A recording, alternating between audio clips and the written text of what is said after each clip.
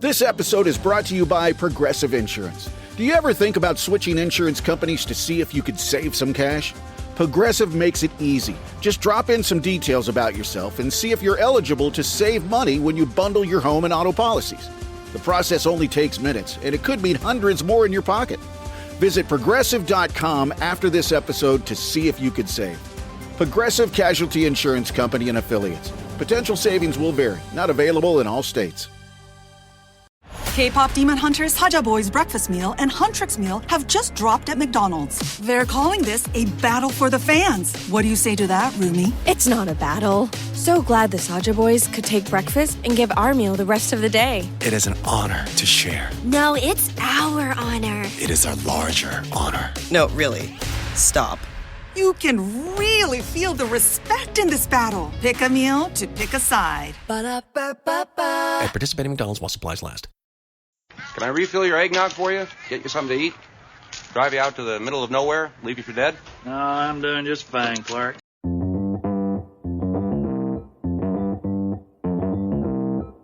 Live from Joe's mom's basement, it's the Stacking Benjamin Show.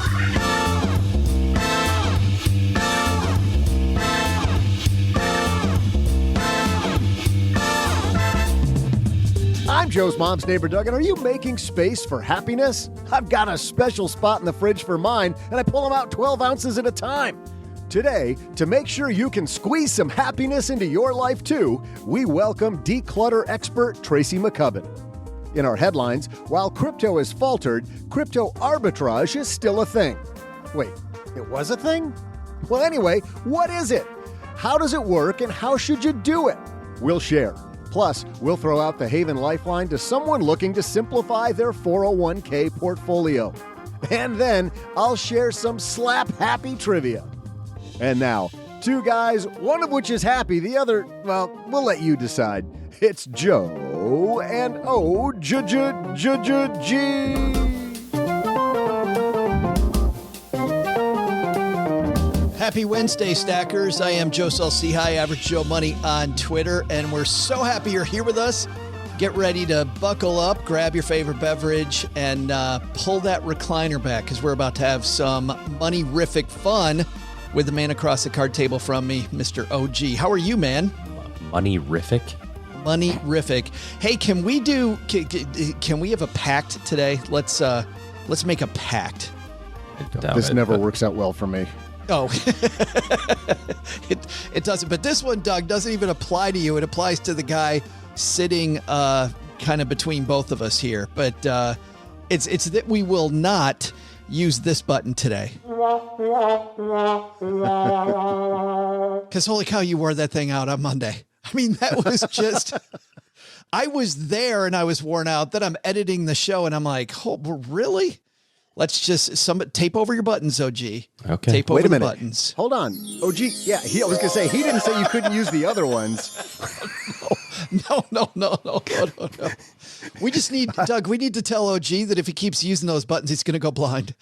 It's going to end up badly. Tracy McCubbin here. She has the most watched YouTube video of any that we have on our YouTube channel. So excited she's here. She always brings it. And even if you are a neat freak, she has just a new way of thinking about your money and your stuff that we absolutely love here. And a great time of year too. This is the time of year when we're dragging stuff out of the attic. We're setting up all these special things around our house. We're bringing all kinds of gifts into our life. Maybe if you're lucky, maybe not if you're Doug, but otherwise just fantastic with gifts all over the place. We got Tracy here. We got a great headline. But before all that, I was thinking earlier about crypto. But even before I was thinking about crypto, you know what I was thinking about, OG?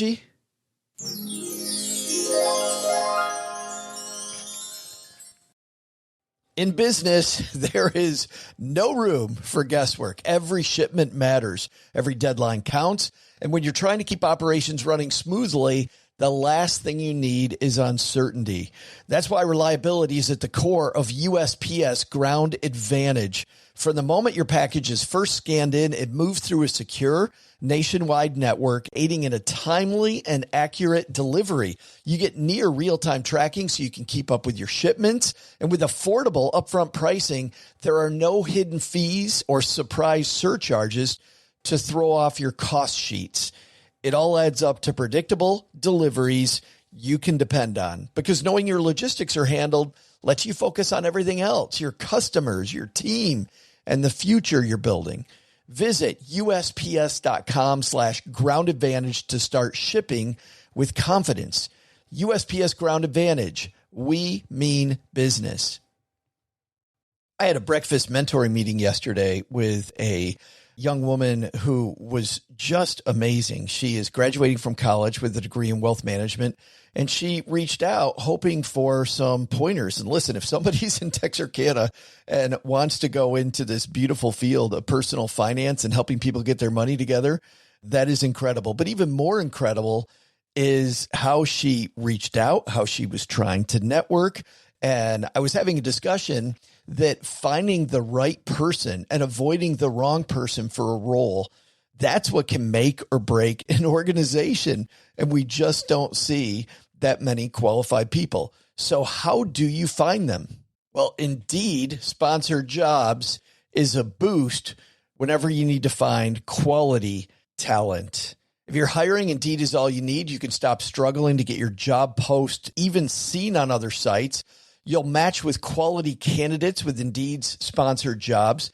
Get matched with and hire quality candidates who can drive the results you need. Reach candidates who meet your specific criteria like skills, certifications, or location. It drives me crazy when I'm matched with all kinds of people who aren't a fit. I don't have that kind of time. People are finding quality hires on Indeed right now. In the minute I've been talking to you, companies like yours made 27 hires on Indeed, according to Indeed data worldwide. Sponsored jobs posted directly on Indeed are 95% more likely to report a hire than non-sponsored jobs.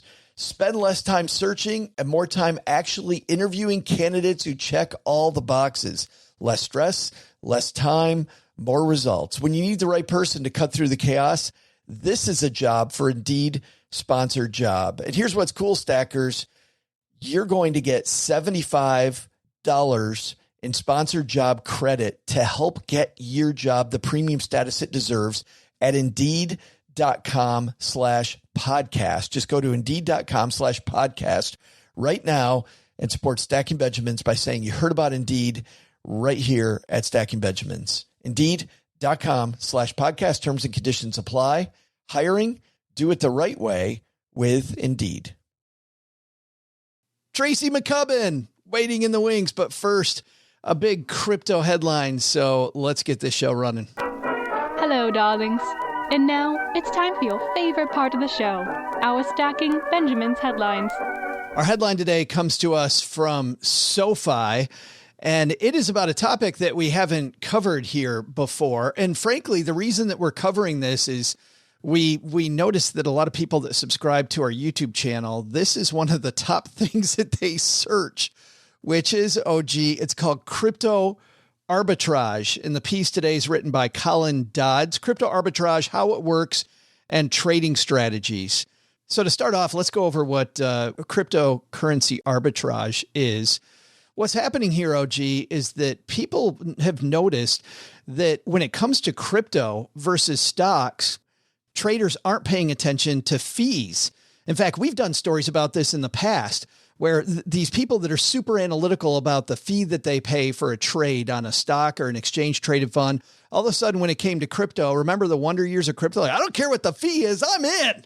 It doesn't matter. Right. And they're trading at these exorbitant fees. Well, this was happening at Robinhood, right? Where you weren't getting a really good execution price, but you got to do it for free. So, well, and that's exactly it. You can even take Robinhood as an example here because the execution price changes from exchange to exchange. So what some traders noticed is, hey, I can buy crypto X. Let's just say that it's Litecoin. I can buy Litecoin on exchange X, take it off that exchange, move it to a different exchange where the price is higher and sell it for a higher price. So these people are making a guaranteed, maybe 10, 20, 30 cents a trade, or maybe $1 a trade, maybe $2 a trade, but they're just making money on the difference between exchange A and exchange B. Now, what's interesting about this is I remember taking my Series 7 back in the early 1990s.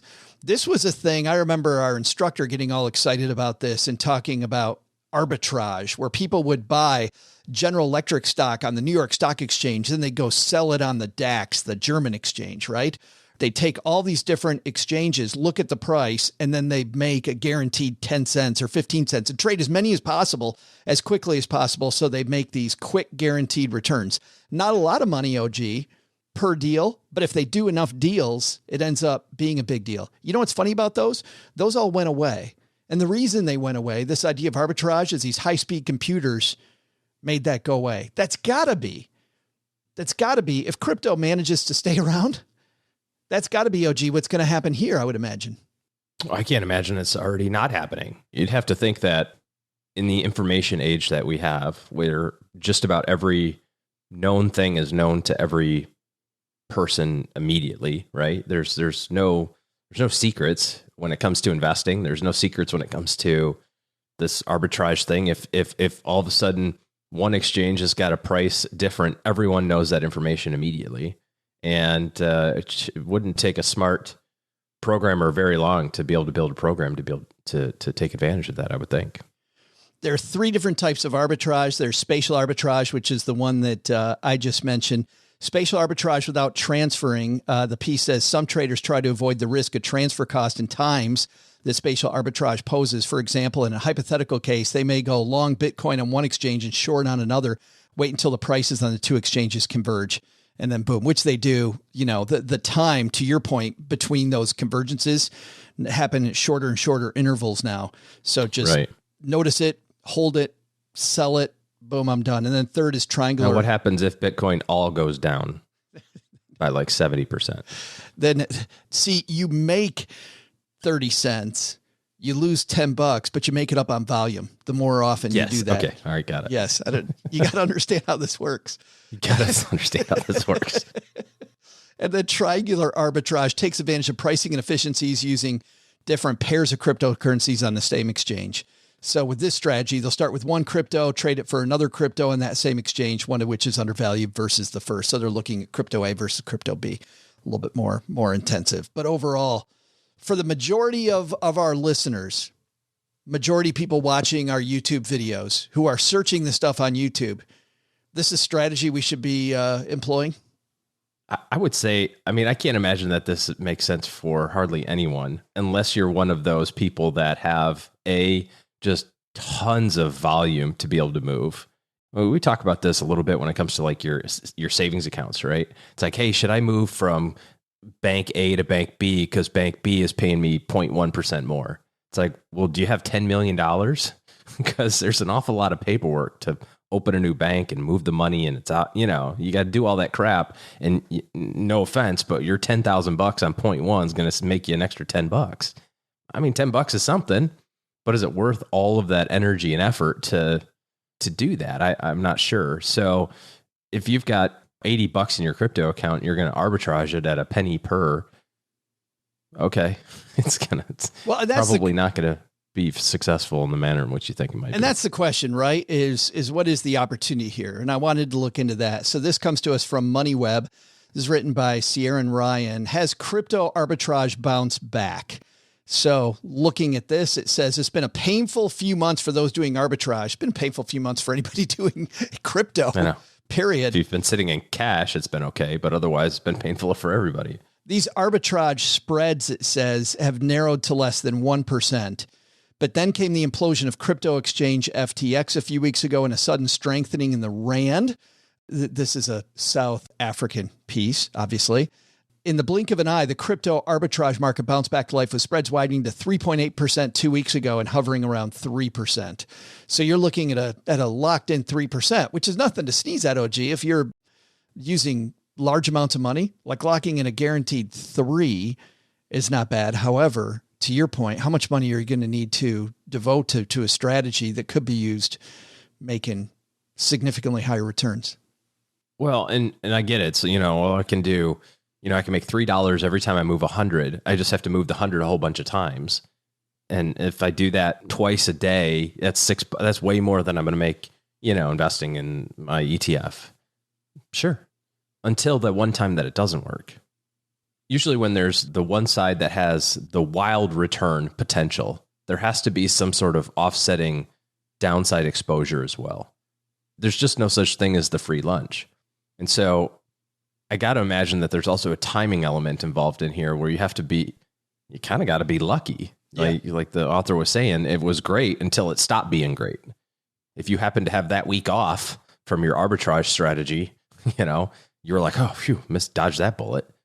But what happens if you weren't? What happens if you got caught holding all of this stuff because the spreads tightened and you're like, I'll hold on to it for a quick minute just to see if and then it never did. And then it went down 70%. It's like, how many 3% trades did you have to do? You know what I mean? That's a lot of trades. And even though it's a guaranteed 3% today, to your point, you got to be lucky with that timing. I mean, a week ago being 0.7, 0.8, significantly lower returns, less than a third return on that. This idea of arbitrage, I think, may be easier in some other platforms. I know people that do as a job, maybe we should have these people on. They're the flea market flippers, and they actually go to flea markets and they know what these things are really worth online. And they will pick up things at estate sales and flea markets, and then they will resell them online for a ton more. That OG is arbitrage. There's a little, there's postage and mailing the stuff out, but that's arbitrage right there. I've seen videos of Gary Vaynerchuk doing that with little toy cars. Really? Like he goes to garage sales and buys you get the little Matchbox cars or whatever. And he'll be like, I'll just take them all. How much do you want for all of them? The guy's like, I don't know, $20. He's like, all right, cool. Here's 20. And he takes, 700 cars and he thumbs through them and goes, this is the one I wanted. And there it was. But the difference is that you have something in that example, I mean, it may be $20 worth of toy cars. Sure. If you don't have the one that you want, you have $20 worth of toy cars. And also the opportunity cost is really low. I don't see the same thing being true for buying Bitcoin. Agreed. For anyone interested in these topics and wants to dive into them more against my better judgment, OG, we'll put it in our free newsletter, the 201, stackingbenjamins.com/201. And Brooke Miller will link to all of these topics and also to the flea market flipping, which I think is also an interesting opportunity for somebody. Estate sales going on all the time, undervalued objects in your backyard. Maybe an easier way to make money. If you know what you're looking for, sure. If you know what you're looking for. I think that's the key too. I think with those folks is they're experts in a few things. You know what I mean? They're not just blindly walking into like, oh, look, a table. They know tables. Or, I've read those stories about people that go to a yard sale or whatever and find a rare painting or something. It's because they know paintings. They didn't look at the lighthouse and go, oh, that's a nice lighthouse. I'll take that. They went, oh my gosh, I think that's a whatever. It's because that's what they know. 100 other people walked past the lighthouse painting and went, I don't need a lighthouse. That's a Kandinsky. It's also not a lighthouse. It's just a series of lines and dots that they thought was a lighthouse. Picasso. I was going to say Picasso, but that would be too. He didn't draw any lighthouses either, to my knowledge. But after a couple of bottles of wine, everything looks like a lighthouse.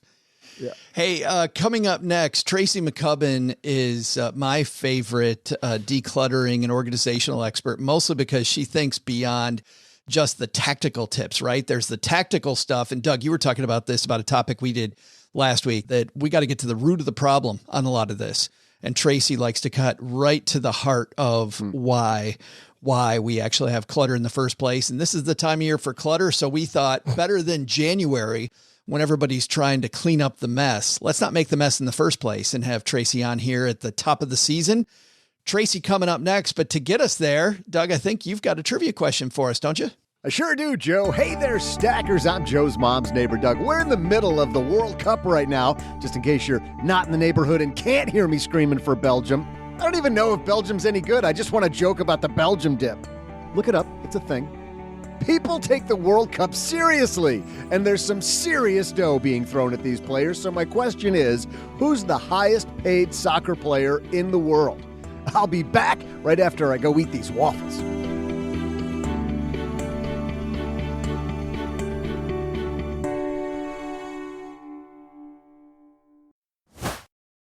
This episode is brought to you by Progressive Insurance. Do you ever think about switching insurance companies to see if you could save some cash?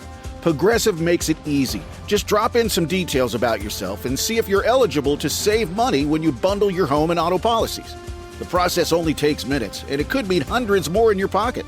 Visit Progressive.com after this episode to see if you could save.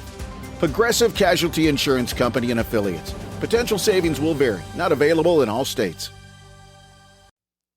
Take on this holiday season with the help of Navy Federal Credit Union. When you use the Navy Federal Cash Rewards Card, you can earn up to 1.75% cash back on all purchases, and you can redeem your rewards as soon as you earn them. And using the Navy Federal mobile app makes redeeming easier than ever. You know, all this talk about rewards is fantastic when you pay off your cards month to month, but don't create a disaster, stackers. Navy Federal knows, and so do we, that the key to a great holiday season is by paying cash until you're able to pay off your card month to month. And then the Navy Federal Cash Rewards Card, fantastic opportunity because you can enjoy the rewards of cash back without any annual fee, balance transfer, or foreign transaction fees. There's no limits on rewards and they never expire while your account is open. Learn how you can get cheer to last all year with the Cash Rewards Card at NavyFederal.org. Our members are the mission.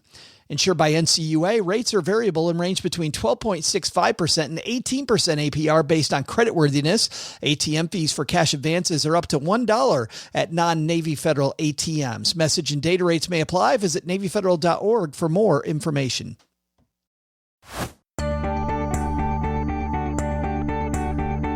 Hey there, stackers. I'm Goldfish Grandpa and soccer spectator Joe's mom's neighbor Doug. Yeah, I know they call it football over in Belgium, but then I'd lose the alliteration. Anyway, did you think the highest paid soccer player was Cristiano Ronaldo? Thanks to his dreamy eyes and $60 million in endorsements?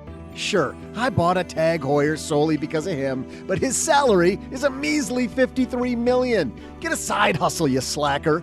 Though the highest paid soccer player has endorsements of just $20 million, a third of Cristiano's, his salary is almost twice as much at $105 million. So, which player earns the most? Kylian Mbappe, who plays for Paris Saint-Germain. And now, like how I said that the right way, kind of all nice job, sophisticated. Yeah. And now, to help us make sure even those guys make room for all those Benjamins and happiness, we welcome Tracy McCubbin.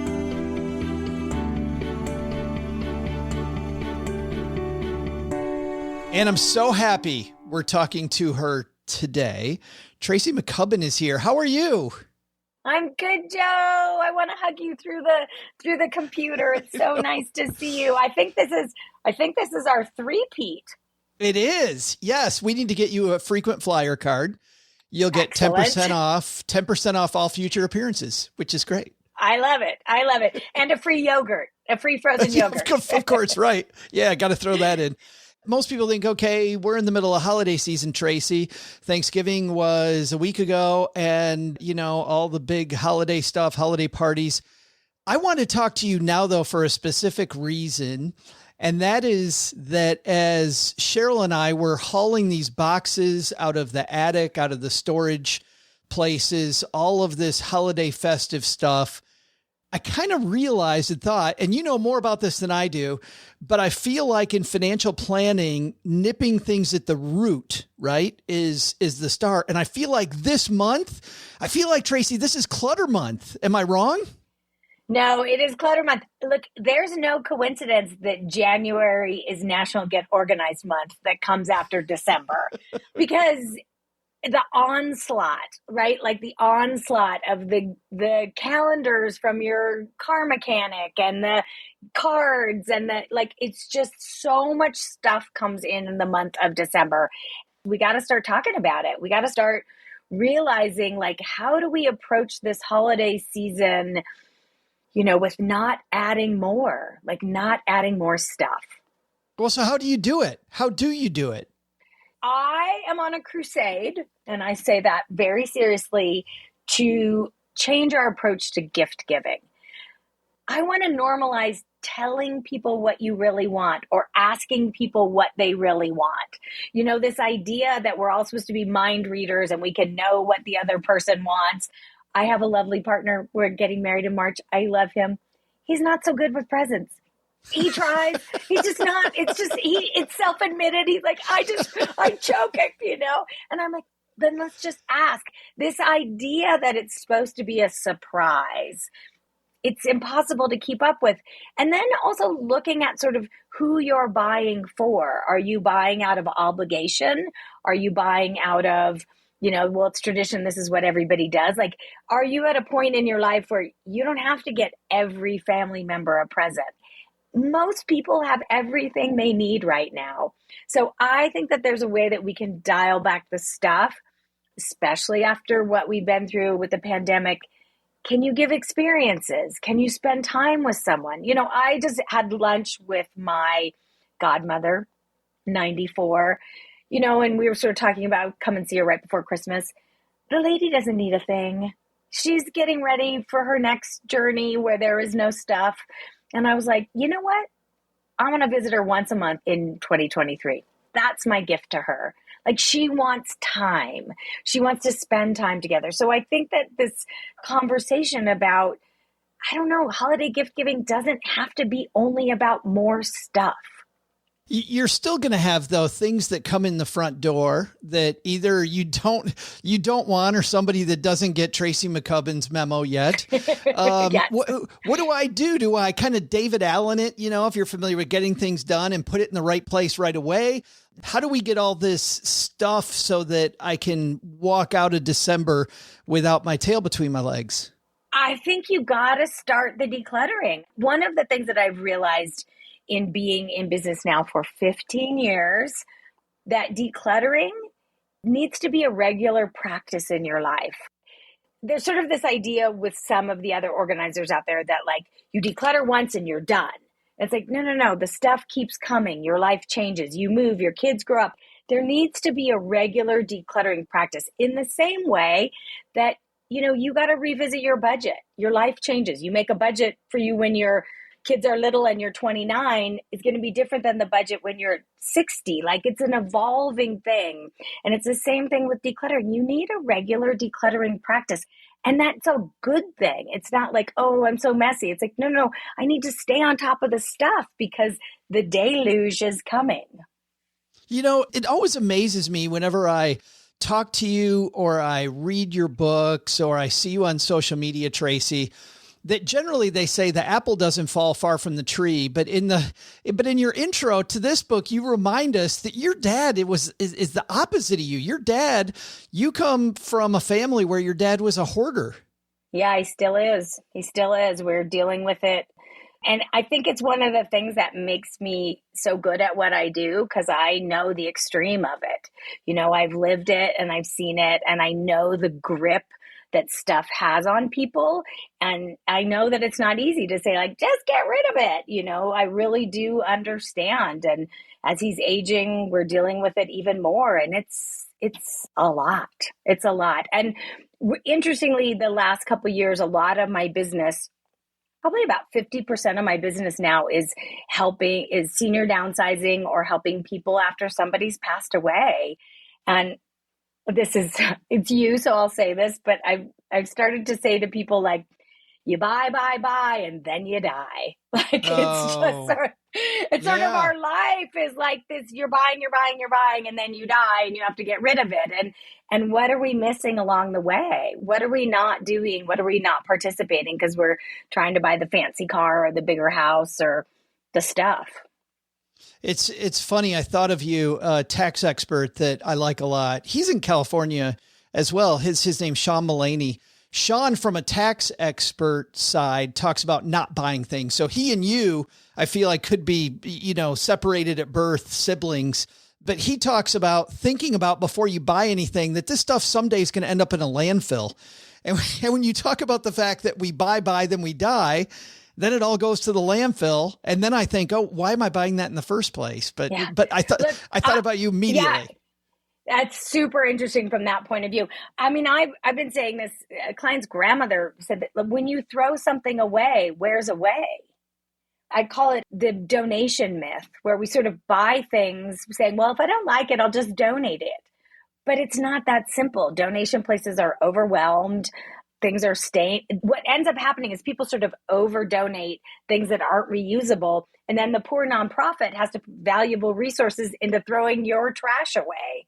And that was one of the reasons that I wrote the new book, Make Space for Happiness, is we can't talk about clutter. We can't talk about decluttering if we're not looking at our acquisition. If we're not looking at how the things are getting in our house, we can talk about decluttering all we want, but we're just going to be in this Mobius strip of stuff coming back in. So I was like, we got to talk about the upstream cause of clutter. How's it getting in there? Hint, we're bringing it in. We're buying it and we're bringing it in. All of your crusade around this, around consumerism and being more conscious around consumerism, did that all spring from the time that you learned to sew? Because you go into that again early in this book. Yeah, I was lucky enough that when I was in high school, we still had home ec. I took auto shop because my dad was like, you're not getting a license to learn how to change a tire and change oil. I took woodworking and 4-H, I was close enough to sort of those generations where we made things. And I sewed my prom dress. I think it's time to put it up on social media in all its lavender satin splendor. Yeah, but it was a project. And I was like, oh, this takes a lot. So when there are certain things, like when you start cooking and you realize what goes into food, and you're like, scones, maybe I shouldn't eat one every day. Sewing, fixing things. We don't make anything anymore, so we don't know what goes into it. So because we don't put the sweat equity in, it loses its value to us. Well, I can just throw it away. But when you think about it, the level of consumerism we're operating at really started when manufacturing moved overseas to Asia, right? Manufacturing got cheap, consumer goods got cheap, everybody started buying. But we're not thinking about that thing that you bought, those tea towels at Target, were sewn in Bangladesh or Vietnam by people who are being paid lower than a living wage, put on a cargo boat, put across the ocean, polluting it, to stay in a store for you to use for a couple years to throw in the landfill. We need to draw the cycle so we understand how we're active participants in it. You have, throughout the book, it is organized around these clutter magnets. And I thought, if you don't mind, obviously we're not going to get to dig into these, but I'd like to just take them individually, if you don't mind, and give us just a snippet of what each of these magnets are. And then we can give people a few good tips that they can take with them this year and into next year. But you start off, clutter magnet number 1 is true connection. What is true connection all about?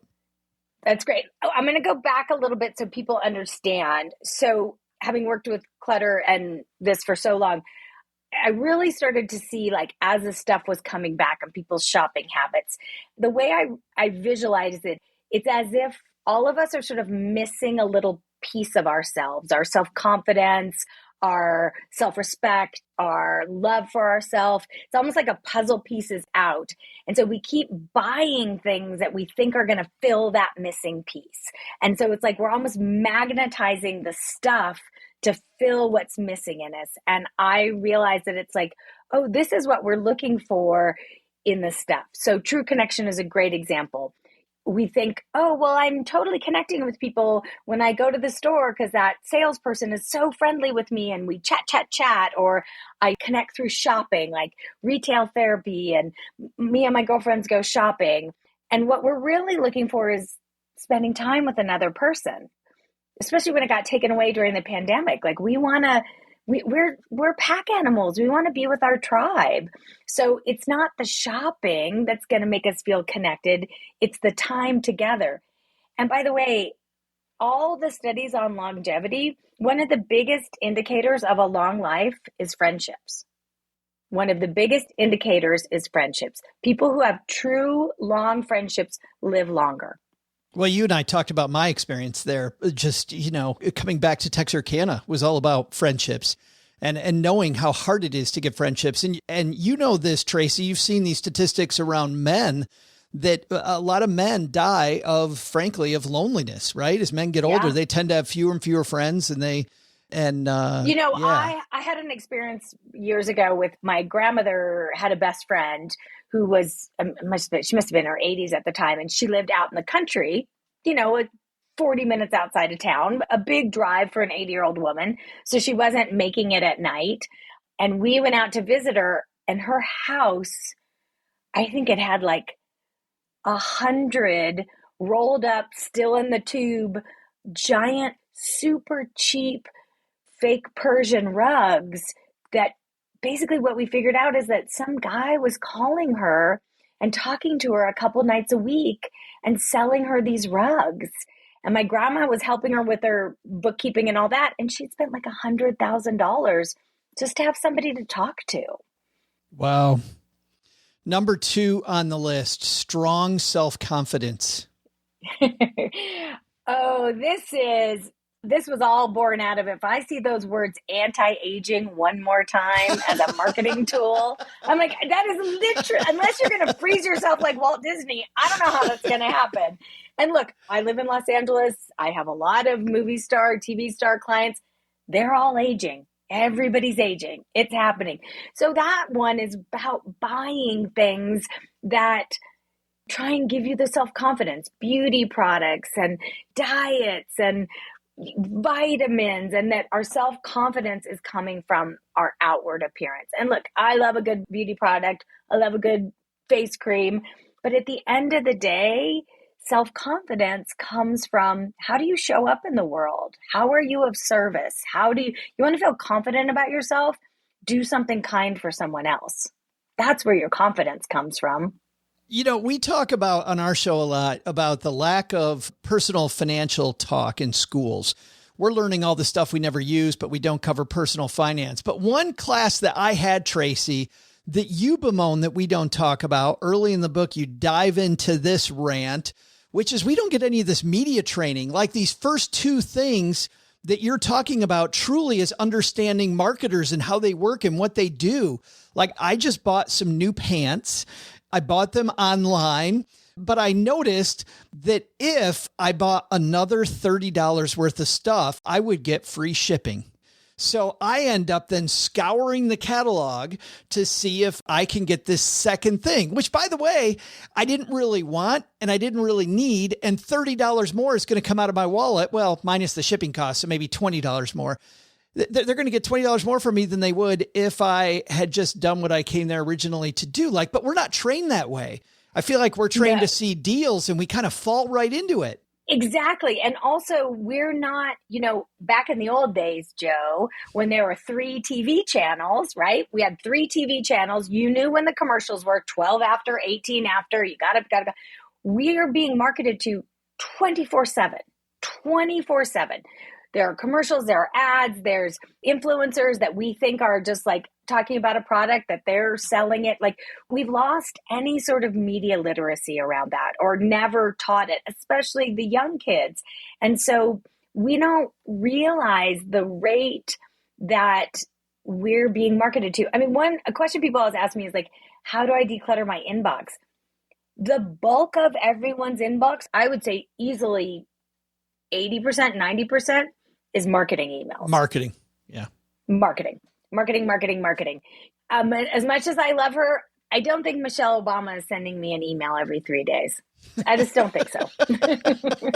You got to address that friendship because that is I know. True connection, Tracy. True connection. You and Michelle. Come on. Exactly. And then the next one, which is a great one too, which kind of ties it, is free time, trying to magnetize free time. So we buy all these gadgets to save us time. Okay, so let's say you bought the shampoo and conditioner mixed in one.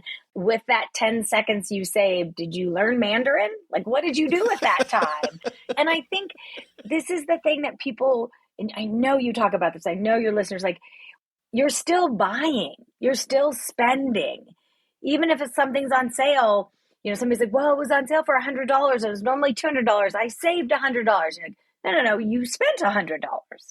You didn't save anything. You literally did not save anything. And so I think that we need to understand that we're still buying, we're still consuming, and that's where the stuff comes from. And the stuff is not going to fix us. It's not going to fix us. And I found, Tracy, is when I bring something into my house that's for entertainment value, whether it's the latest board game or if it's a cooking toy that I want, I'm not just buying that thing. I'm actually selling off my time as well. And the older I get, the more I feel like if I'm really going to bring this thing into my house, I'm mortgaging time by doing it, or I'm wasting money if I don't. So I need to think about the time that's involved as well. I mean, that to me feels like a big thing. And also think about not only the time that, like, not only do you have to store it and take care of it and eventually get rid of it, but also, what's your time worth? Yeah, I bill hourly. I know exactly what my time is worth. I know exactly what it is. So I'm often doing that calculation. Oh, to buy this thing, I've got to spend 3 hours working to afford this thing. I don't like it that much, like 3 hours. So I think drawing that correlation between not only your time to buy it, but your time you're spent. When you buy something, when you bring something, you become a steward of that thing. You are responsible for it. You're responsible for taking care of it. You're responsible for getting rid of it. You're responsible for adding it to the landfill. And so that's my whole point. I'm not saying don't shop. I'm not saying, only have 5 books and read them over and over again. I'm just saying, think about it. Think about it. You're saying we're not changing your name to Tracy McGrinch? No? No, not if you looked at my vintage Gucci purse collection. No, you would not think that. Which I do carry all the time, but each of these topics that we're doing snippets of, everybody, are full chapters in Tracy's new book. And like I do whenever I prep for any interview, I go and I look at the chapter list. And this one, there was either a Showtime or an HBO show that was about this. And I'm sure, Tracy, you're talking about something different than they were on the HBO show, because the HBO show is called Big Love, but it was about a guy who was kind of, probably know what you're talking about. He was spreading his love around. Yes. This one is such a great one. This is really at its core, buying and giving to get or find love. Grandparents overbuying for the grandkids. They want them to love them. If love is missing in your life, are you shopping to kind of fill that void? I've had so many conversations over the years where people say, like, oh, every day after I had a bad day at work, I would go to Marshall's or Ross Dress for Less. And the interesting thing that everybody talks about is I would just hear the click, click, click of the hangers as I was working through the racks, and I would start to feel like I felt a little better. They're using shopping to try and manage these bigger feelings. And big love is a big one. Like, you're not going to shop your way into love. That dopamine hit feels so good at the time, but it's so transitory. I think someone's going to fact check me on this. I believe that dopamine hit lasts about 17 seconds. And so what happens, and this is very interesting for people who, it's a big word, but feel like they have a shopping problem or a shopping addiction. Like any addiction, one glass of wine makes you feel calm and great. So then the second one, then the third one. But then after a couple weeks of that, it stops working. Like the third one doesn't work anymore. So now you got to have 6. It's the same with shopping. Like you buy the new sparkly blouse, makes you feel better. Then all of a sudden you get it home and it's just a blouse hanging in your closet. So I'm going to buy more. I'm going to buy more. I'm going to buy more. But then there's the other side of that. I would think that as you buy more and more and more, then there's the dopamine hit, but then coupled with the shame. You must see shame on the other side from people. I'm working with a client right now who had a huge job, huge job, and spent like a drunken sailor on super high priced things, very fancy, very top of the line. And her life has changed. She doesn't have that job anymore. She's in her late 60s. She's not going to get that job again. And she's like, oh crap, like looking at her closet. oh, I might need this money to live off of. I didn't plan for this. There's real world consequences. Yeah, boy. And that leads us to, by the way, self-respect. And then you go into real purpose and lasting wisdom. I think, I'm going to let our listeners dive into that on their own if they'd like to pick up the book. Of course, we're big into audiobooks here, obviously, being a podcast. And, people love those. Yep. I recorded the audiobook. Oh. I'm the narrator. So if you want to spend a little more time with me, the audiobook is great. It's funny. I really think this is a great audiobook. And there's no clutter. You're not throwing the audiobook in a landfill. It's just a file. Exactly. Although I told you this before, Tracy, your books always look great out. Like if you create a book, it's always going to have a great look to it. And you make pretty books. Thank you. I want to ask you this. I was wondering this. As you mentioned, you've been doing this for a long time. What is the most annoying piece of quote advice about decluttering that you hear that just won't go away and it needs to go away? You mean from other organizers or excuses Yes. my clients live? No. From other organizers and just in the community, like this doesn't work. It's crap. It's not good. It's not what's that? It's what's missing in what other organizers are saying. Very, very few people. It's just no one's talking about how hard it is. No one's talking about the emotional component. They're like, put like with like and make your little piles, keep, donate, give away, and just do it. And it's like, if everyone could just do it, it would have been done. No one's taking into account that it's emotional, that someone's lost a parent and they've got to clean out their house or a breakup or physically they can't do it anymore. There's like a whole component that just gets left out in these blurbs about how to get organized. You can't talk about our stuff and not talk about the emotions. So less than like bad advice, it's like missing advice. Why aren't you guys talking about this? It's funny because Cheryl and I had this discussion last week. There are these mementos that she and I have. Tracy, nobody's going to care about them after I go away, but it is physically impossible for me to get rid of that thing because it means so much to me. Yeah. But still knowing that it sits in the drawer 9/10 of the time, I never look at it. But when I do look at it, the first thing I think is, man, I should probably throw this away. I'm like, but I can't. But I can't. And here's the thing. I think that's such a great thing to say because I think the important part of that is that when you leave this mortal coil, whoever's job it is, they can throw it away or donate it or get rid of it. So many people are so concerned with what happens to their stuff after they pass. And I'm like, well, you're not going to care. So what does it matter? I will come back and haunt you. I will haunt you if you throw that away. Joe, I have never had a client get haunted. Never. I have been tracking. I keep going back to people. No one has ever been haunted. I'm waiting for it. I'm starting to see this. Some of my fantastic, I call my little old lady clients, in their 70s and 80s. They're just amazing. And there's this new trend right now where they're giving away all their jewelry now. They're like, I'm not going to wear this anymore. I want to give it to my niece. I want to give it to my granddaughter. I want to see them enjoy it while I'm still alive. And I am all for that. The new book is called Make Space for Casper the Friendly Ghost. No, I'm kidding. It's make space for happiness, how to stop attracting clutter and start magnetizing the life you want. I love that word, magnetizing. Just fantastic. Tracy, great work as usual. Happy holidays to you and yours. Congratulations on the wedding coming too. That's awesome. I know. I'm getting married. I'm very excited. Thank you, Joe. It's always good to talk to you. I love it. I love connecting with you and your listeners, and I love being a three-peat. I'm Jen from the Frugal Friends podcast, and when I'm not cutting the end of the toothpaste tube off to get that last little bit of toothpaste, I'm stacking Benjamins. Huge thanks to Tracy McCubbin for stopping by. Oh, gee, I know this hits a little close to home for you because you have this issue in your family too, a family member that has difficulty bringing stuff into their life. We're working on it. Doesn't every family?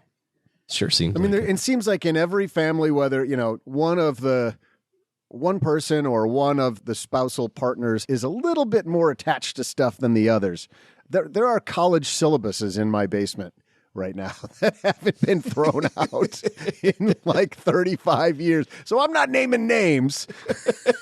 But it's not you.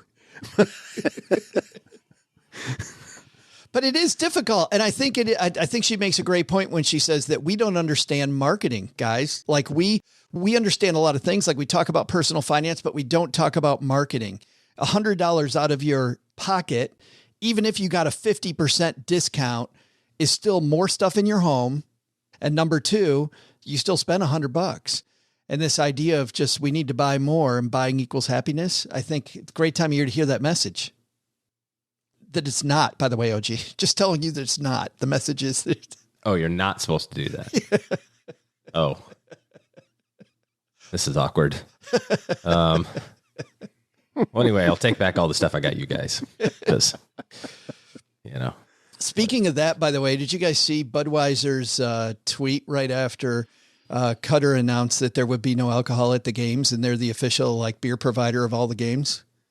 No, because I'm not watching anything about the World Cup. So they had a tweet that just said, well, this is awkward. Yeah. It was fabulous. It was good. Yeah. Uh-oh. Houston. Interesting. Yeah. But now I think they have a deal. If I got this right, they had a deal where the winning country, they're going to give away a bunch of this beer that's sitting in warehouses now. I think I saw that too. Delicious. Warm Cutter beer. And it's been in shipping containers for 10 weeks waiting in the heat in the desert. What could possibly go wrong with that beer? But wait a minute, it's Budweiser. Who cares? It's going to be the same. You won't know. You won't know the difference. Sorry. Budweiser, if you'd like to sponsor the show. Just kidding. I'm sure it's great. Yes. Budweiser. Everybody loves a warm Bud. Budweiser will tweet right after they hear this episode. Well, that was awkward too. I wonder if they got more marketing value than the $75 million that they spent, or at least equaled that, got their money out of that with all of this press. No press is bad press. It's like Mac and his mattresses with that bet. The dude in Houston that was selling mattresses and had that bet. Oh, yeah. Economic professors took a look at the amount of money that dude made off of just the free advertising he got from that bet. Way more. Oh, yeah. Way, way, way more. Just some great marketing. And another example of that, and something that I watch religiously, is Neil Lane on The Bachelor, Bachelorette, and Bachelor in Paradise. That dude's giving away a $30,000 or $40,000 ring. And, I mean, he's getting way more value. Those shows are gold, by the way. I am a proud watcher of those shows. Before we pontificate too much about that, Doug, I have to say, let's throw out the Avon Lifeline. Sorry. It's just in the program. We have to move on. I don't know why. Let's throw out the Haven Lifeline, tackle some of life's most important questions. Our friends at Haven Life Insurance Agency, OG, they put what you value first. Right now it's cough syrup. I guess so. You've been using the mute button judiciously. I feel bad for you. Yes. I'm glad it's a wide card table today. Yes. Is that why he sort of seems a little drunk right now? A little NyQuil. He's like mainlining the cough syrup. Actually, I'm a very anti-medicine, generally speaking. Just kind of let nature do its thing. But I did the Tamiflu last week because I was sick, and it didn't do shit. It didn't do a thing. I was still dead it's been over a week now, and so at least my fever is gone. I don't think I've ever taken Tamiflu, but I thought I'd heard it was supposed to shorten the duration of the illness, but not necessarily reduce the symptoms. Is that right? It doesn't change the symptoms, correct? What it's supposed to do, as I understand it, because, I went to virology school. This is great. We got three scientists talking about this. There might be somebody in our audience is cringing right now. No, the way that it was explained to me is that, when you start getting ill, it kind of increases, you get sicker and sicker and sicker, and then you kind of plateaus, and then you get better. What I understand it is that it makes that plateau happen sooner, but not necessarily changes much of the experience. It's not like, oh, now I'm better. It's like, now you still are sick for a considerable amount of time. It's just, you don't get to the and then I went to the hospital stage. You just kind of sucks for a while. I want to make one of those drugs analgesics, as they'd say, because who's to know? Like OG wouldn't know if he was going to be sick for 6 weeks. He's like, well, I guess it's shorter. I still don't feel great, but maybe I would have been sick for like another month. So this stuff's amazing. Doug's the guy that would be out in his garage spray painting white pills blue just to sell blue pills to people. Look at it, works. I might have only lasted 15 seconds, but now I'm lasting 30. It's amazing. What a great drug. All through the miracle of space. Yes, where did we go? Oh, it says your loved ones and your time. Well, your loved ones and your time. Yeah, that's why they've made buying quality term life insurance actually simple. Go to stackingbenjamins.com/havenlife now for your free quote. At Haven Life, they're committed to offering a modern way to buy life insurance. Their application, it's simple. It's online. You get an instant coverage decision, affordable prices, and, of course, all policies issued by their parent company, Mass Mutual, which is more than 160 years old. No waiting for a decision. Great customer support. Today, we're going to throw out the lifeline to an anonymous caller. And you know what? Over on my Afford Anything appearances, Paula and I, OG, we give every caller a name. What would you like to call this woman calling in? Janet. Janet. Is there a reason why you're calling her Janet or just Janet? He's a big Three's Company fan. Just picked a name out of a hat, bro. He There- didn't give me much to go on. There we go. It's so exciting. Hi, Joe and OG. I'm such a fan of your show. Thank you so much for making personal finance so much fun to listen to. My question revolves around a 401k. I would like to simplify my portfolio. Currently, I have about 6 to 7 funds, and I would like to change it to just hold 3 funds.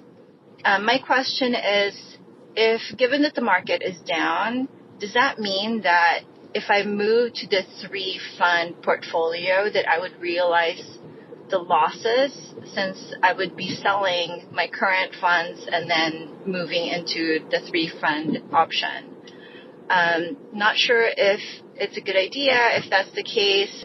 So I'm wondering if I should just move my current contributions moving forward to the fund portfolio I want and keep everything as is. What do you think would be a good option for someone who wants to simplify their funds like me? I would love to hear your thoughts and your insights around this topic. And given that the holidays are upon us, I would like to gift my t-shirt to Doug. So thanks again. Bye. Oh, no. Oh, no. That's the best call we've ever had. Sadly, that's against the rules, but That package may get lost in shipping. Shipping it all the way across the card table here may be a little difficult. We would love to do that. But we have a very serious question here, OG. She wants to make things simpler. Often, like Tracy McCubbin talked about, simpler, sometimes better. Simpler. She wants to make it simpler. What do you think she does? well, firstly, 6 or 7 funds in a portfolio is probably not too many. It depends on the account balance, but it's not 12 or 15. So 6 is probably okay. But if you want to make it even more simpler, nope, not more, just simpler, then 3 is nice too. So when it comes to making a decision about rebalancing, I think you have to be concerned with the gain or loss, in those positions, if it's a regular investment account, if it's a non-401k or non-retirement type account, because there's going to be some tax implications. As far as rebalancing in a qualified account, a retirement type account or 401k, there's no tax implications. So you're really quite literally just thinking, okay, how do I want this to be? Where do I think is the best place for my money now? So as long as you maintain a very similar asset allocation, let's say that between all of your 6 funds, 70% is invested in equities and 30% is in fixed income. So maybe you'll take one of your funds and that's your fixed income fund and the other 2 are your equity funds. It's going to be the same asset allocation. You probably own a lot of the same stuff anyway, overlapping. So it doesn't much matter in terms of the timing of that, especially since there's no tax implications. I don't see any reason why you can't rebalance it to the way that you want it, set your new contributions to the way that you want it, even if the market's down a little bit. I would not change my asset allocation right now, though. So if you're 70-30 70% equities and 30% fixed income, I wouldn't say, well, now's the time I want to be 50-50. Too late. You got to wait. you don't want to take all of the loss that comes with the volatility of being heavy stock and not get any of the return. So then you'd have to wait. But otherwise, you're going to keep the allocation the same, give or take. Have at it. Make it simpler. I'd like to address a broader question that she talked about, which is the 3-fund portfolio. And some people may not know what these are, but for people that do know what these are, I just, want to caution people, because there's a phenomenal book out by a gentleman named J.L. Collins that advocates buying the total market index. And I love this. For people just starting out, OG, what better way to start out than buying just one fund, just one thing? There's a gentleman named Paul Merriman who's in the Pacific Northwest. Paul, when I was speaking to him, and I wish I'd recorded this part of the interview, said that his 3-fund portfolio was because he believes that for people that are going to manage their own money, their own asset allocation, to keep it simple is good, but you definitely need more than the one fund as your portfolio gets bigger, which is why he came up with a 3-fund portfolio, which is what our caller is referring to, because he thinks you need a little bit more. And here's the real point on what I think Paul is talking about that truly frustrates me. A lot of our listeners are people that will save every dime, will make conscious purchases, with Tracy McCubbin here today. They make sure they make conscious purchases. They run a tight ship. They run a great budget. Everything is very analytical. And then it comes to their asset allocation. And because they're afraid of this thing that we call the efficient frontier, and they don't realize how much money they're giving away by not getting on the efficient frontier, they decide, well, you know what? I'm not getting off the ship. And they stick with a 1-fund portfolio and give away money.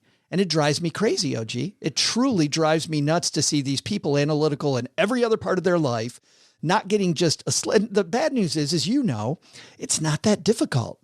And to your point, having 6 or 7 funds is not that, again, depending on the size of your portfolio.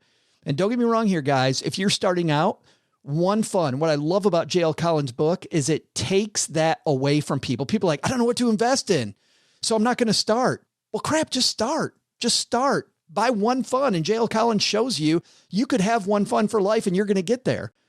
But it's not the most efficient way. And if you're somebody that it wants to be efficient in your life, having 6 or 7 funds, not that bad a thing. I'm with you. Merriman also takes it even a step further and says, he gets all the way up to his level 10 portfolio or whatever he calls it, which adds emerging market and small cap value and stuff like that. And he talks about it. He does a blog article or something every year, basically, which goes back through this at the beginning of every year. Easy to find. Maybe we can find it for the, for the 201. And that's kind of his point, is like portfolio 1 is buy one of everything. Easy, and then you go from there. And I also agree with you that doing something is a bajillion times better than doing nothing. So if your answer is, I don't care what these knuckleheads are saying, I'm going to buy one total market fund or one target date fund, and that's going to be the rest of my life, you will be perfectly successful doing that, because you've got to control the things that you can control, which is investing, period, leaving it alone, period, and putting tons of money in. Those are the only, that's it. I think the other side of that coin, to play a little devil's advocate with you, Joe, is people who ignore items 2 and 3 on that list and say, well, I'll make it up because I've got 32 funds. I'm going to really be analytic about my efficient frontier. I'm going to go down the rabbit hole and I'm going to have this thing wired. But meanwhile, I'm not going to save enough money. I think it's a greater crime to just not save money. It's better to just invest it and put it into an 80% solution, so to speak, than it is to have a 100% solution, but not enough money to get you there. Thanks for the question, Janet. We don't usually do this, but I have a second one. How about this? We're getting crazy today on the show. A second Haven Lifeline call. This one comes from our friend Janelle. Hi guys, this is Janelle from Wisconsin, and I have gotten really confused lately on the practice of tipping. I understood it when I would go to a sit-down restaurant and I would add 15 to 25% to the bill for the underpaid waitstaff based on the service I received. The last few years, though, I've noticed more occasions that I am presented with the opportunity to tip. At counter service restaurants, when I order online and walk into the restaurant to pick up my order off of a shelf, and even at some retail small businesses. I'm not really sure what I'm basing my tip on or who I'm tipping in these situations. I'll admit I tend to lean a little towards the frugal side. Should I just start assuming that any time I spend money and see people, I may be asked to add 20% to the cost? Do you follow some self-determined rules on what to tip and how much in each of these situations? I'm looking forward to hearing what you all think, especially since Doug's now part of the conversation. Wow. Two people giving props to Doug today. I'm feeling the love. Is it your birthday? Is it your Purdue is in the Big Ten championship? 2 callers were nice to you. Damn. OG, play it. Man. Play it. Come on. Your finger's right there. Play it. It's just like it's got to be a dream. The whole thing is a dream. Turns out this episode never made it. We're living in a simulation. You know what? Because it's Janelle in Wisconsin, guys, I got an idea. Like, let's not even answer the question today. Let's forget answering it today. Why don't we do a full episode on this on Friday? Let's do it. What do you think, OG? Deal. I'm in. I ain't got nothing else going on. Since she's one of my favorite callers ever, yes, I'm all about dedicating an episode to her. Kidding me, Janelle? We're going to do a full episode. And you know what? We'll make it even better. Let's invite our friend Barbara Sloan on, who has worked in what she calls the tipped economy, right? People that live off tips. And she's kind of our expert. We'll have Len Penzo do it too. What do you guys think? I'm in. Sounds like infotainment to me. Janelle, you're welcome. You owe me a 20% tip for doing this. Of course, Janelle's probably a math whiz and is realizing now how much she paid for this podcast. So just add 20% to that number, Janelle, and you're good. Seriously, thanks for that question. And what a great lead into a great show we've got planned for Friday. And Barbara Sloan is somebody who, man, we're overdue on having Barbara on the show because we met her, Doug, back at Economy and laughed our heads off meeting her. This woman's funny. She's engaging. She knows her stuff about tipping. So that's going to be on Friday. Super smart. Something happening this week, guys. We are debuting our first Stacking Benjamins guide, and our first guide is dedicated to your benefits package. If you're dealing with your benefits and you're not sure exactly what to do, the Stacking Benjamins team has your back. We have compiled a great guide, and not only is it a great guide today, but the average person, they stay in one job for 2.5 years. This guide comes with lifetime access. So once you purchase the guide, average person changes jobs every 2.5 years. You have access to this forever. So as the rules change, as you change jobs, you forget where you put it, where you downloaded it to, we've got your back. As we add things to it, it is a lifetime access, stackingbenjamins.com/benefits. So if you're changing benefits, changing jobs, somebody you know, changing benefits, changing jobs might be a good holiday gift for them. And the cool thing is it's digital. So it's not something, to Tracy McCubbin's point, it's not something that you stick on a shelf and you can re-download it whenever. All right. That's that, stackingbenjamins.com/benefits. Last but not least here, though, if it's more than benefits or simplifying your portfolio or how to tip, you are really worried about all the chatter around a recession and concerned about the market. OG and his team put together a free guide that shares 8 moves to make in a down market. By the way, how many of these 8 moves, OG, center around crypto arbitrage? Almost 1, but rounded down to 0. This guide will help you plan more and panic less, no matter what the market does. So head over to stackingbenjamins.com/guide. That's stackingbenjamins.com/guide. Get this helpful free guide from OG. Thanks for that, OG. There's a present right there. That's going to do it for us today. As we mentioned a few times, we'll see you back here on Friday, everybody. Doug, you got it from your man. What should we have learned today? Well, Joe, first, take some advice from Tracy McCubbin. Being organized isn't just about picking up things you purchased and putting them neatly away. It's more about being thoughtful with your purchases in the first place. Can you purchase fewer things this holiday season? Second, crypto and arbitrage together? Yeah, shrinking margins today and fewer opportunities tomorrow spell a strategy you should probably pass on. But the big lesson? When it comes to being the highest paid in the world, don't just think about your salary, consider those endorsements.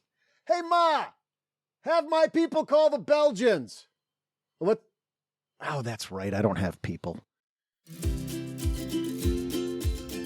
Thanks to Tracy McCubbin for joining us today. You can find out more about her book, Make Space for Happiness, wherever books are sold. We'll also include links in our show notes at stackingbenjamins.com.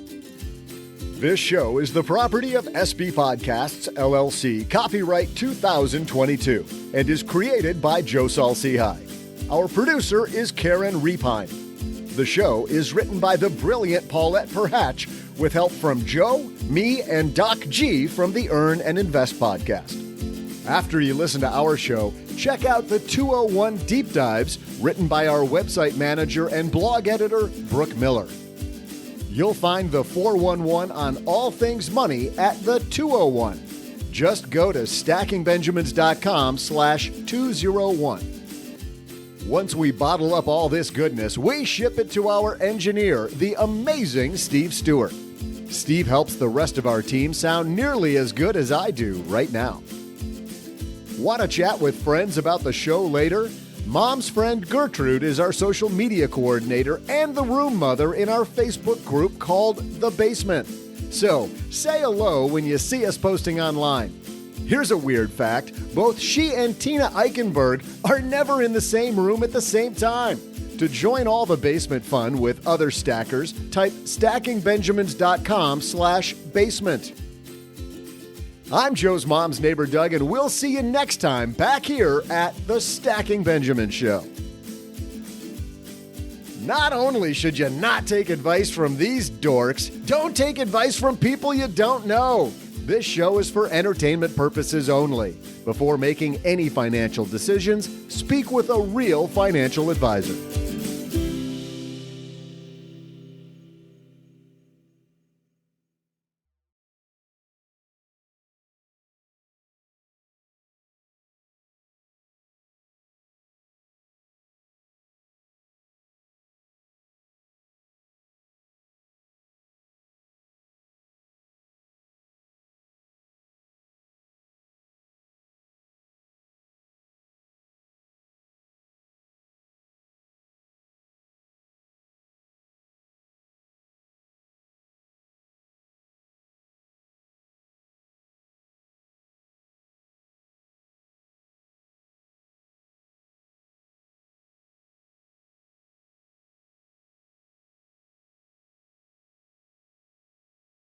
Hey, I know we share. I know we share a lot in common with the movies we like, so I thought I'd go over 3 movies that you guys are sure to watch. Yeah, can we listen to all 3 trailers back to back to back as well? Well, with 3, I don't think we have time for trailers. You know how Unfortunately, much Doug. I love that. I know. Oh, shucks. Yes, I do like the trailers. But let's do these in order. I went to see the new Wakanda movie. You guys have any interest in the Marvel movies? Zero. None. Good deal. But let's talk about it. It's called Black Panther: Wakanda Forever. I loved, first of all, the respects that they paid to Chadwick Boseman, who I thought was a fantastic actor. They begin, on any Marvel movie, they have that thing where they show the Marvel logo and all of the inside the letters. If you've ever seen a Marvel movie, you know what I'm talking about. Inside the letters, they show like comic books of all the different Marvel characters, kind of moving inside as they're showing Marvel Entertainment across the screen. This time it was all Chadwick Boseman inside those letters doing different movies, which I thought was great. And at the end, they also have a nice tribute to him. A nice scene at the end, which really pays respects to him. This movie is beautiful. The cultural things around the Wakandan culture, I thought were fantastic and fun, like I did in the first Black Panther movie, which I really liked. Wakanda's not a real place, though, right? So...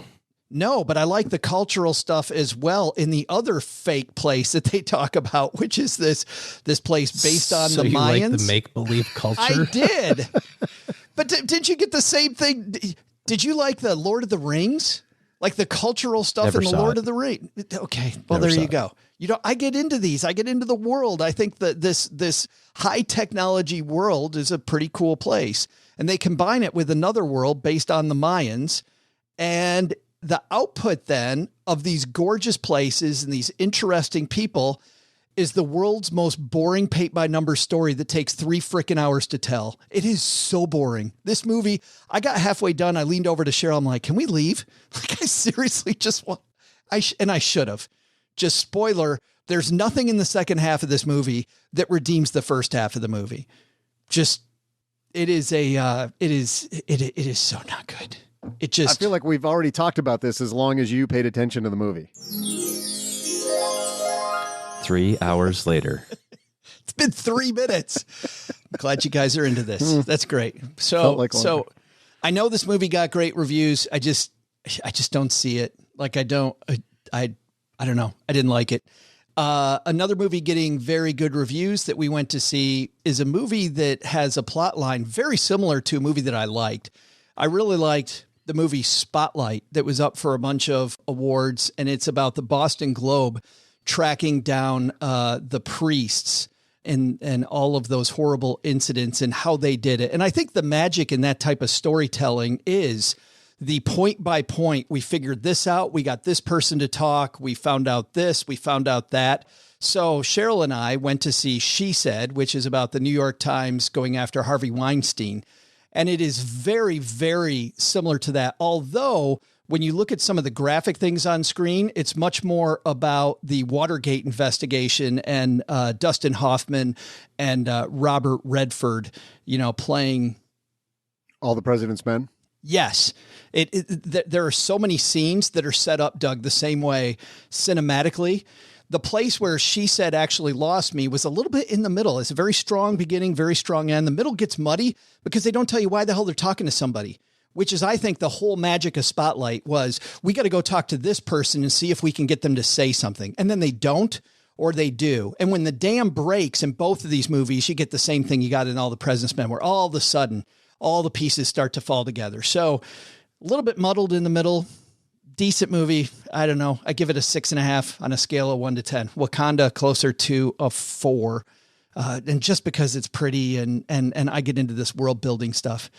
The third movie I saw, you can go see at the theater, or you can watch on Apple Plus, and it's called Spirited. And it's a irreverent retelling of the Scrooge story, A Christmas Carol, starring Will Ferrell and Ryan Reynolds. And this thing is freaking hilarious. It is, the whole idea of musicals sometimes makes me roll my eyes. I'm like, yeah, I don't know. This thing is so fun. It's so reverent. Both those guys just bring it. The songs even I got into, just the whole thing. I'm laughing. I think this is going to be another Christmas classic. I truly do. Spirited seems really good. Oh, gee, as good as Elf. Would you watch it again as much as you watch Elf? I would not watch it just because the whole, I don't watch A Christmas Carol. I like some of the retellings of the Christmas Carol. I like those. I don't watch those as much, but Elf is, one of those. Elf and Christmas Vacation I could watch every year. Mm-hmm. Okay. And so this is more once every 4 or 5 years. I would watch this movie. Okay. I think I watched Christmas Vacation 4 times in a row yesterday. Like it was on TNT and it just stayed on. I was like, oh, this is the part that I went out and had a sandwich at last time. TBS runs Christmas Story like for a week straight, back to back to back, just to give their people a vacation, I think, because I think that movie's just on.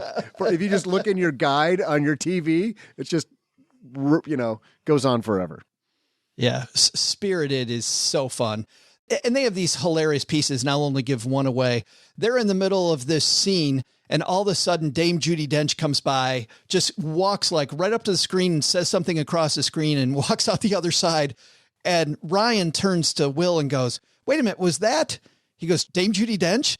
And Ryan goes, yeah. Oh God, I love her in everything. I bet she was going to make this so much better. Like So good. So they Any break the number is fourth great. wall and a couple times. Yeah. that's I good.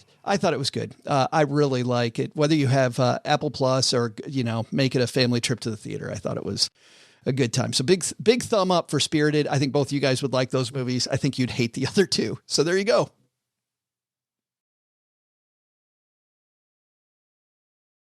All right, guys, I got 3 movies to unpack just very quickly, if that's all right with you.